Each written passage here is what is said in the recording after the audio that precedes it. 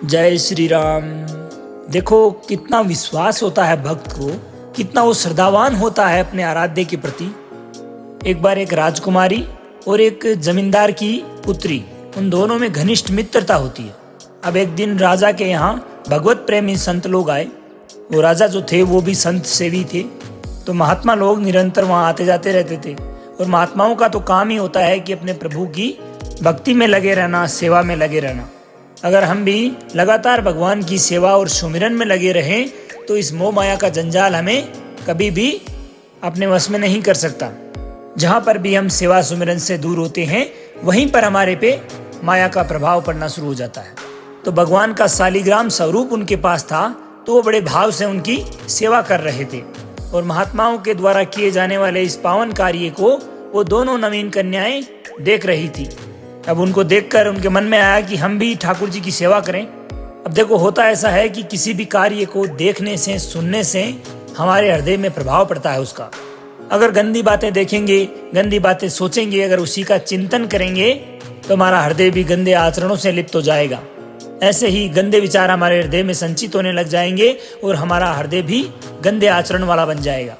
और वहीं दूसरी ओर अगर हम भागवतिक बातें करेंगे, भागवतिक दृश्य देखेंगे तो हमारे हृदय में भी भागवतिक चिंतन होगा और हमारा हृदय भागवतिक प्रेरणा वाला बन जाएगा।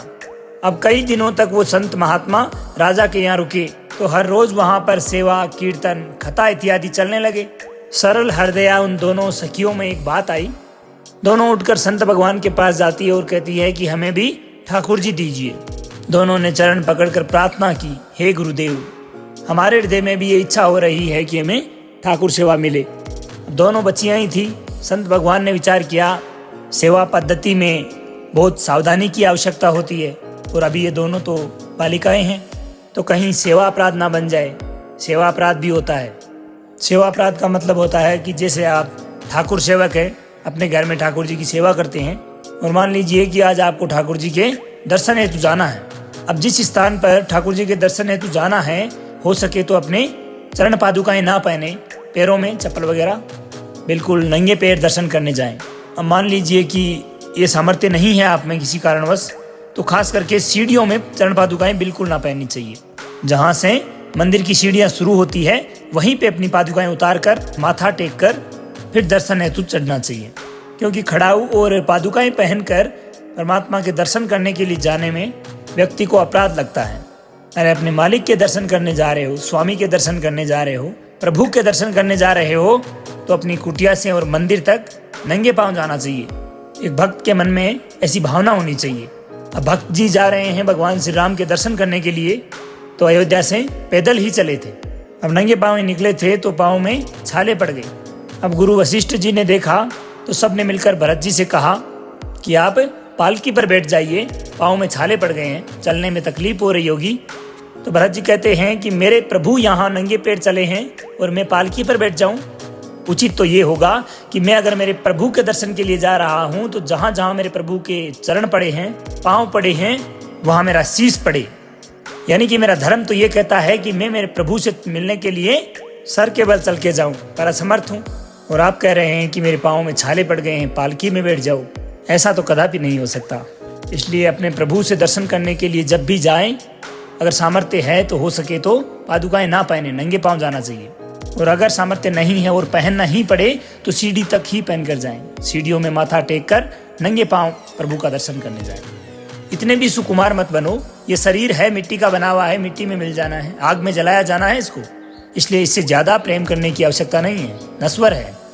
महल में बैठे महात्मा भगवान सोचते हैं कि इतना दृढ़ विश्वास ये बच्चे किस प्रकार से सेवा भावना कर पाएंगे।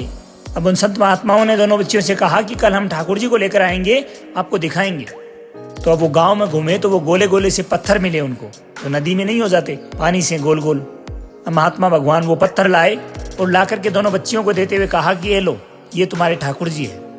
अब देखो गुरु वचनों पर और गुरु पद्धत सेवा पर कितना भाव होना चाहिए। अब उन बच्चियों को दृढ़ विश्वास हो गया कि ये हमारे गुरुदेव ने दिया है तो निश्चित रूप से ठाकुर जी ही है, मेरे भगवान है। दोनों ने ठाकुर जी को हृदय से लगाया। अब एक जमींदार की पुत्री थी और एक राजा की, स्वर्ण के सिंहासन में। अब उनका नाम रखा शिलपिल्ले ठाकुर।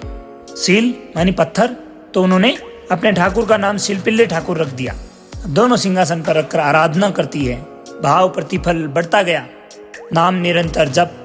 गुरु प्रदत्त ठाकुर पर विशेष भक्ति भाव प्रकट होता है। अगर आप नियमावली से चलो, अगर आप अपने मन से खरीद लाए हो, बाजार से ले आए हो, तो वो भी ठीक है। भगवत भाव तो आपके हृदय में उत्पन्न हो रहा है, परंतु सिद्धि जो प्राप्त होती है वो गुरु कृपा से ही होती है। इसी प्रकार समय निरंतर बीतता गया और जब ये सखियां बड़ी हुई, शादी के लायक, ब्याह करने की बात हुई, तो अब जो राजकुमारी थी उसका किसी राजकुमार से विवाह हुआ। अब जैसे ही उसने अपने माता पिता से विदाई ली तो ठाकुर जी जो उसके सिंहासन में थे उनको सिंहासन से एक सुंदर पेटिका में रखते हुए अपनी गोद में बिठा लिया और अंदर ही अंदर जल रहे हैं कि प्रभु, मैंने अपना प्रीतम आपको ही माना है और संसार के व्यवहार में ये प्रीतम बना हुआ है, परंतु प्रभु हमारे प्रीतम दो नहीं हो सकते। हमने सर्वप्रथम हृदय से आप ही को माना है। इसी विचार में वो राजकुमारी बड़ी उदास है। अब पहले के ज़माने में जब शादी होती थी तो राजकुमारी को पालकी में बिठा कर ले जाया जाता था और राजकुमार घोड़े पर। अब रास्ते में चलते हुए राजकुमार बार बार पालकी के समीप जाता, दर्शन करने की इच्छा होती है ना, तो उदास देखा, उनके मन में बड़ी गलानी हुई। तो चलते चलते आगे एक नदी थी, तो उसने कहा कि हम यहाँ थोड़ा विश्राम करेंगे।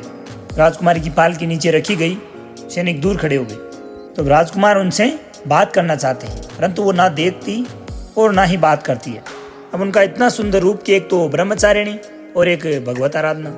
अब ऐसी स्थिति में राजकुमार के मन में जलन हुई कि ऐसा क्या है कि ये मुझसे बात तक नहीं कर रही, बस केवल बार बार उस पिटारी को खोलती और उसमें से ठाकुर जी को देखती। अब नाम जप और सेवा भावना से वो सील नहीं रह गया था, उसको उसमें श्याम सांवरे की झांकी मिलती थी। अब वो जैसे ही अपने शिलपिल्ले ठाकुर जी भगवान को देखे तो उसे एक तरह से परमात्मा की अनुभूति होने लगी। गुरु प्रदत्त शब्द हो चाहे कोई वस्तु, उसमें बहुत शक्ति होती है। अगर कोई किसी दिन मांग भी ले तो बोलते हैं कि नहीं नहीं भाई, मैं ये नहीं दे सकता, प्राण दे सकता हूँ, परंतु ये गुरु प्रदत्त वस्तु आपको नहीं दे सकता। जब भी किसी व्यक्ति की गुरु प्रदत्त शब्द पर, गुरु प्रदत्त वस्तु पर एक दृढ़ निश्चय हो गया, वो वहीं से सिद्ध हो जाता है। तो अब राजकुमार ने समझ लिया कि इस पिटारी में जो कुछ भी है वही हमारे और राजकुमारी के बीच में बाधा है। अब 2-4 दासियों को बुलाया और बताया कि आप राजकुमारी जी को बातों में उलझाओ और ये पिटारी हमें पीछे दो। अब दासिया रानी के पास आती है और उसको बातों में लगा लेती है। उनके पास पेटी थी तो दासिया कहती कि हमें दे दो। बोली नहीं नहीं, मैं इसको अपने गोद में ही रखूंगा। बोली नहीं नहीं, आप ये हमें दे दो करके दासिया उसे ले लेती है और राजकुमार को दे देती है। राजकुमार को जैसे ही पेटी मिलती है, राजकुमार उसको नदी में फेंक देते हैं और बताते हैं कि ये राजकुमारी आपके और हमारे बीच में बाधा ये पेटी ही है, जिसकी वजह से हम वार्तालाप नहीं कर पा रहे, बातचीत नहीं कर पा रहे और आप इतनी उदास हो। और अब तो राजकुमारी के हृदय में जो पीड़ा हुई, भारी व्याकुलता। अब राजकुमार ने पालकी उठवाई और महल ले गया। अब वो आसक्त है, इतनी सुंदर राजकुमारी। भागवतिक तेज में हमेशा आकर्षण होता है। तो अब राजकुमार ने कहा कि अगर हमारे ठाकुर नहीं तो मैं भी नहीं। आज से अन्न और जल सब कुछ त्याग दिया, प्राण त्याग दूंगी। बोले हमारे पास अगर हमारे ठाकुर जी नहीं आए तो मैं अपने प्राण त्याग दूंगी, कोई एक दाना तक अन्न का और जल का ग्रहण नहीं करूंगी। बोले कोई भी अन्न का दाना अपने ठाकुर जी को भोग लगा के तो पाती हूँ, और हमारे ठाकुर जी को फेंक दिया। भारी व्याकुलता। अब राजकुमार बड़े चिंतित हो गए। पूरे महल में उदासी। सभी महलवासियों की एक ही चिंता कि अगर नवीन राजकुमारी ने अपने प्राण त्याग दिए, एक नवीन राजकुमारी आई और इन लोगों ने न जाने क्या महल में ले जाकर उसके साथ में अन्याय किया होगा कि उसने अपने प्राण त्याग दिए। राजकुमार घुटनों पे आ गए। घुटने टेक कर राजकुमारी से कहते हैं कि हे राजकुमारी, मैं तुम्हें दुखी नहीं करना चाहता था, परंतु मैं तुम्हें छोड़ भी नहीं सकता। अब आप हमें वो उपाय बताओ जिससे कि आप मुस्कुरा दो, प्रसन्न हो जाओ। तो राजकुमारी बोली कि हम अपने ठाकुर के बिना जीवित नहीं रह सकते। अगर आप हमें जीवित देखना चाहते हो तो हमें हमारे ठाकुर जी वापस लाके दो। देखो दोस्तों, हमारी भागवतिक निष्ठा ऐसी होनी चाहिए कि जो गुरुजी ने मंत्र दिया है, जो गुरुजी ने उपासना दी है, उसमें दृढ़ विश्वास होना चाहिए। हमारे अंदर किंचन मात्र भी पिछलाव नहीं होना चाहिए। और दोस्तों, जब तक हमारा मन प्रभु में समर्पित ना हो जाए तब तक पाप होने की पूरी संभावना रहती है।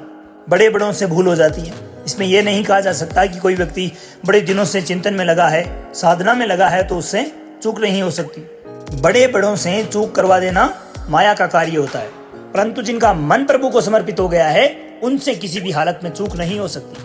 इसलिए जितने भी पापाचरण होते हैं, गलत कार्य होते हैं, वो मेरे स्वयं से होते हैं, ऐसा उपासक को दृढ़ निश्चय करना होता है। ऐसा नहीं कि जितने भी पापाचरण होते हैं वो भगवान करवाते हैं। अमूमन लोगों का एक प्रश्न होता है कि जब सब कुछ भगवान करवा रहे हैं भगवान की इच्छा के बगैर कोई पत्ता तक नहीं हिलता, तो जो भी पाप आचरण कर रहे हैं, बुरे कार्य कर रहे हैं, वो भी भगवान ही करवा रहा है। तो हमें इस विषय को समझना है। आज के समाज का जो मानसिक स्तर है, जब हम त्याग की बात करते हैं कि गलत आचरणों का त्याग करना चाहिए, तो जो समझाया जाता है और जो समझ है आज की आधुनिक, तो वह इस प्रकार से है। कुछ गुरुजनों ने इसे निर्धारित भी किया है कि बहुत भोग कर लेने के पश्चात भी समाधि की प्राप्ति होती है। तो सोचिए, ऐसा अगर होता तो आज लाखों लोग समाधि को प्राप्त होते, लाखों लोग बिना साधना के। क्यों? क्योंकि बचपन से लेके अब तक भोग ही भोग है जीवन में। परंतु एक बात हमेशा याद रखो कि अगर किसी भी चीज का भोग करने के लिए अगर आप गए, भोगने के लिए जब गए, तो आप मन के गुलाम बनकर रह गए। अब वो आपका मन है जो आपको कभी मुक्त होने का अवसर नहीं देगा। जैसे ही हम भोजन ग्रहण करते हैं तो हमें लगता है कि हाँ, अब तृप्त हो गए हैं, अब हमें कुछ नहीं चाहिए। लेकिन जैसे ही 6-7 घंटे व्यतीत होते हैं, हमें लगता है कि हमें वो खाना चाहिए, ये खाना चाहिए, भूख लगी है, ऐसा कुछ महसूस होने लग जाता ना। इसी प्रकार कोई भी भोग भोगने से कुछ समय के लिए हमें तृप्ति हो जाती है, परंतु जैसे ही कुछ समय व्यतीत होता है तो फिर नया स्मरण, नई स्फूर्ति, नई इच्छा और नई भोग वासना हृदय में जागृत होने लगती है। इस बात को आप स्वयं महसूस कर सकते हो, किसी से सलाह लेने की आवश्यकता नहीं है। तो महात्मा भगवान कहते हैं कि शास्त्रों का मत है कि भोग वासना भोगने से वासना और ज्यादा दृढ़ होती है, कामना बढ़ती है, ना कि शांति मिलती है। लेकिन आधुनिकता में भोगों को भोगने से शांति मिलती है, ऐसी धारणा बनी हुई है लोगों की, जो सरासर गलत है। और ये इतनी गलत हो जाती है कि मनुष्य हत्या करने लगता है, हिंसा करने लगता है, अपने पूज्य जनों के साथ दुर्व्यवहार करने लगते हैं। आज तक भोगों में इति नहीं हुई, यानी कि भोग कभी समाप्त नहीं हुए। देवताओं में भगवान शुक्र है, उनकी पुत्री है जो बड़ी सुंदर है, जिनके सामने अप्सराओं की सुंदरता भी कुछ नहीं। एक बड़ा प्रसंग है, इसको पूरा ना लेते हुए सारांश रूप में बता रहे आपको। वृषप्रभा की पुत्री शर्मिष्ठा, ये एक असुर राजकुमारी है और असुरों के ही राजा शुक्राचार्य, जिनकी पुत्री देवयानी बड़े समाज के साथ जंगल में गई हुई थी।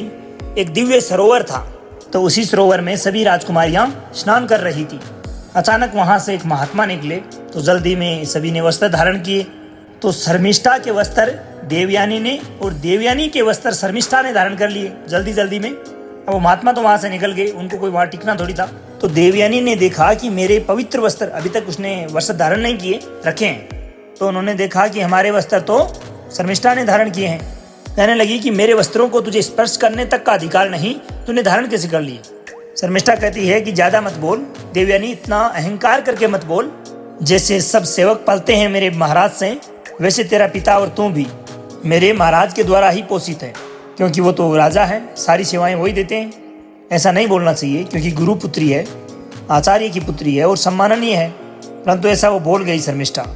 देवयानी ने कहा कि क्या तुझे पता है, अगर मेरे पिता की दृष्टि बदल जाए तो 2 मिनट में देवता तेरे पिता सहित संपूर्ण राज्य को नष्ट कर सकते हैं। मेरे पिता के भय मात्र से ही देवता उन पर आक्रमण नहीं करते। अब बात ज्यादा बढ़ गई तो राजकुमारी का शासन चलता है।